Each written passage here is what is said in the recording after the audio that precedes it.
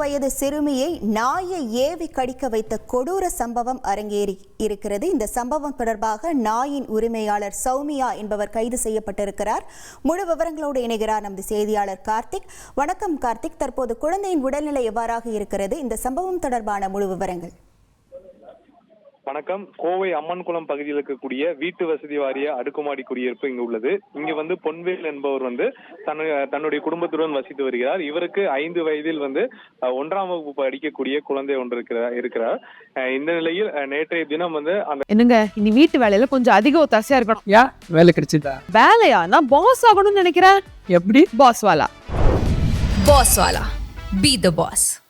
குழந்தை சௌமியா என்பவரின் வீட்டின் அருகே விளையாடி கொண்டிருந்ததாக தெரிகிறது. அப்போது குழந்தை இங்கு விளையாடக்கூடாது என்பதற்காக வளர்ப்பு நாயை வைத்து கடிக்க வைத்ததாக கூறப்படுகிறது.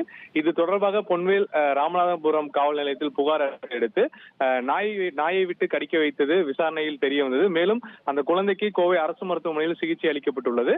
இந்த சூழல்ல சௌமியாவை ராமநாதபுரம் போலீசார் கைது செய்து தற்போது சிறையில் அடைத்திருக்காங்க. மேலும் அவர் வீட்டில் வளர்த்த அந்த நாயை ப்ளூ கிராஸ் அமைப்பு மூலமாக அந்த நாயை தற்போது காப்பகத்தில் பராமரிப்பதற்கான பணிகளை மேற்கொள்ளப்பட்டிருக்காங்க. வீட்டின் அருகே விளையாடி கொண்டிருந்த சிறுமியை நாயை விட்டு கடிக்கிவிட்ட சம்பவம் பெரும் அதிர்ச்சியை ஏற்படுத்தியிருக்கு. இது தொடர்பாக போலீசார் நடவடிக்கை மேற்கொண்டிருப்பது மிக முக்கியமாக பார்க்கப்படுகிறது. உங்கள் விவரங்களுக்கு நன்றி கார்த்திக்.